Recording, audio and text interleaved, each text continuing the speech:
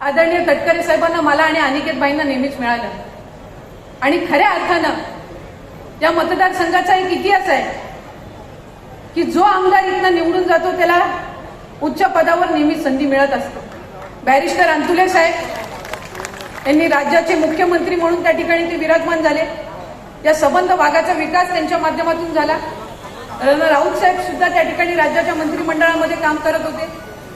तटकरे साहेबांना दादा आपले विश्वासातले सहकारी म्हणून गेल्या अनेक वर्षापासून या मतदारसंघाचा विकास करता आला आणि आज मी असेल अनिकेतबाई असतील आम्ही प्रामुख्याने हाच प्रयत्न करत असतो की या मतदारसंघातली एक लेकरं म्हणून यांची धाकटी भाऊ आणि बहीण म्हणून आम्ही या मतदारसंघाचं प्रतिनिधित्व करावं हा प्रयत्न आम्ही दोघं करत असतो।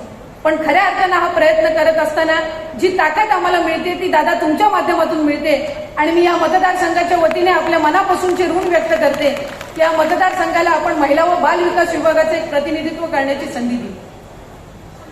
राज्याचा अर्थसंकल्प 10वा अर्थसंकल्प आपल्या अर्थमंत्री म्हणून ज्या वेळेला आपण जाहीर केला